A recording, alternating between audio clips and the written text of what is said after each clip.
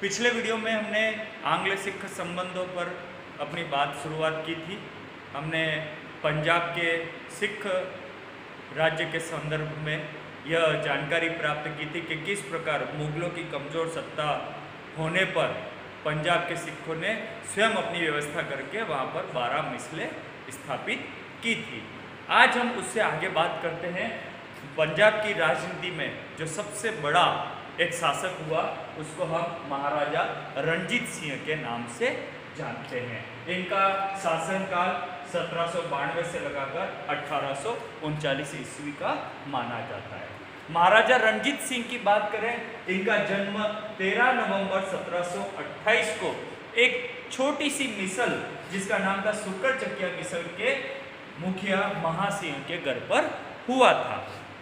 महासिंह ने अपने पुत्र रणजीत सिंह को शिक्षा देने की बहुत कोशिश की, लेकिन रणजीत सिंह का मन जो था पढ़ाई लिखाई में नहीं था, इसलिए वह अनपढ़ ही रह गया। लेकिन शस्त्र शिक्षा में उसने महारत हासिल की थी। जब उसकी उम्र मात्र 12 वर्ष थी 1792 ईस्वी में, तब उसके पिता महासिंह की मृत्यु हो गई और अपने पिता महासिंह की मृत्यु होने पर मात्र 12 वर्ष की उम्र में रणजीत सिंह जो है वह सुक्कर चकिया मिसल का मुखिया बना। सुक्कर चकिया मिसल उस समय कोई बड़ी मिसल नहीं थी। पंजाब की 12 मिसलों में इसका कोई ज़्यादा प्रभाव नहीं था, एक छोटी सी मिसल थी। उसका मुखिया रणजीत सिंह बना मात्र 12 वर्ष की उम्र में।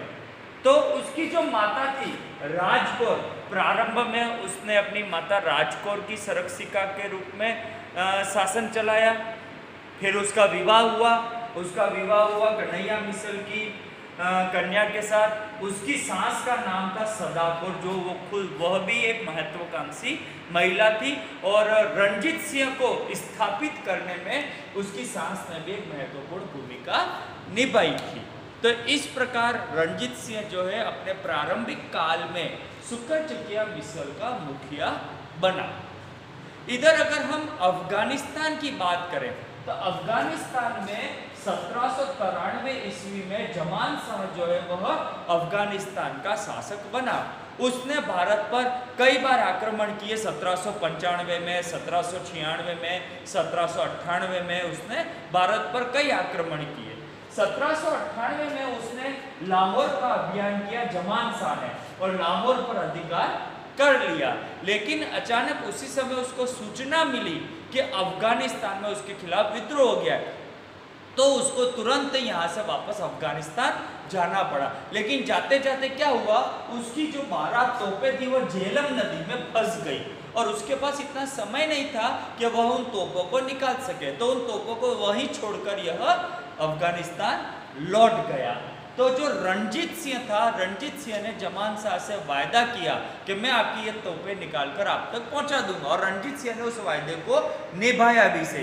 रणजीत सिंह ने वह 12 तोपें निकालकर अफगानिस्तान के जमान शाह को वापस पहुंचा दी। जमान शाह इससे बहुत खुश हुआ और खुश होकर उसने रणजीत सिंह को राजा की उपाधि और लाहौर की सूबेदारी प्रदान की। इस प्रकार रणजीत सिंह को लाहौर मिल गया।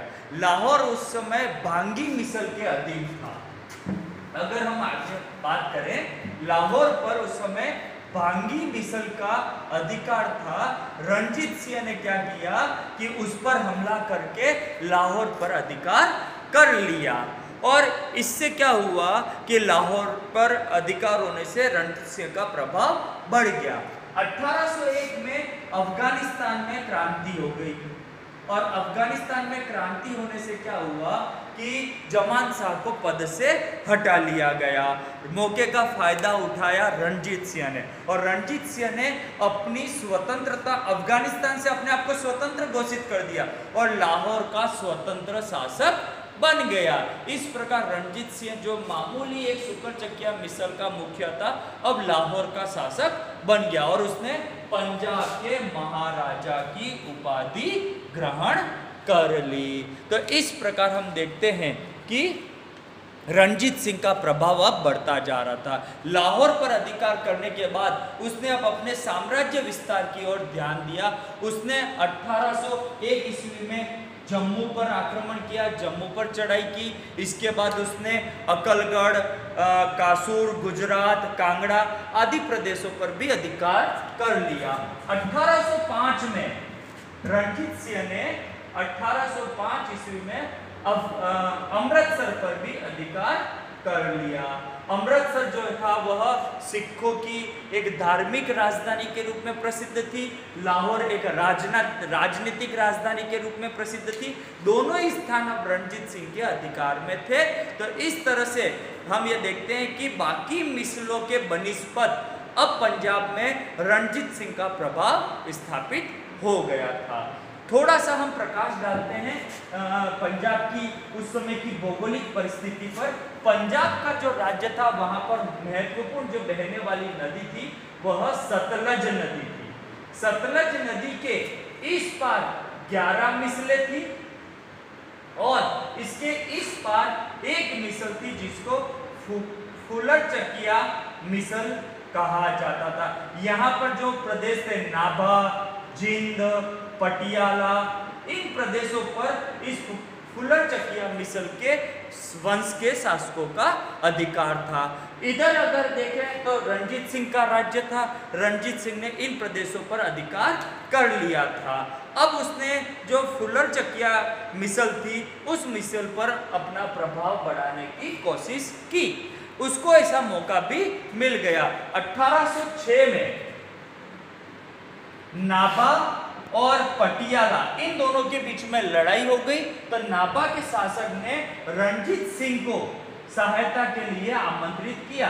रणजीत सिंह जो है वह सहायता के लिए इधर आया और उसने पटियाला पर आक्रमण करके पटियाला के शासक को पराजित करके पटियाला पर अधिकार कर लिया।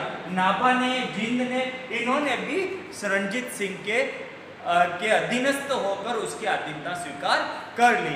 अर्थात कहने का मतलब रणजीत सिंह का प्रभाव जो है वह सतलज नदी के पार भी बढ़ना शुरू हो गया था।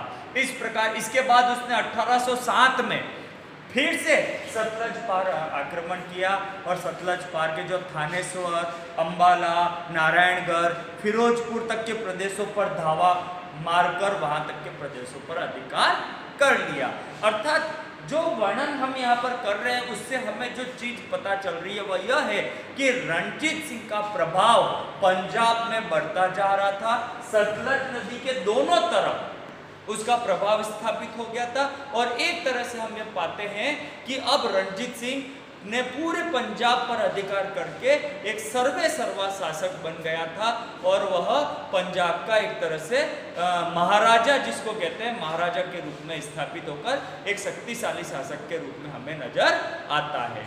तो छात्रों, ये जो वर्णन मैंने यहाँ पर किया वह पंजाब के शासक रणजीत सिंह के बारे में चर्चा थी।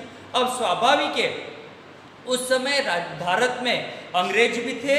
हम अगले वीडियो में यह देखेंगे कि अंग्रेजों का अब क्या रिएक्शन यहाँ पर रहता है, अब अंग्रेजों का प्रवेश पंजाब में कैसे होता है और आगे चलकर क्या परिस्थितियां बनती हैं, रणजीत सिंह और अंग्रेजों के बीच में किस प्रकार के संबंध स्थापित होते हैं, इसके बारे में हम अगले वीडियो में चर्चा करेंगे। बहुत बहुत धन्यवाद।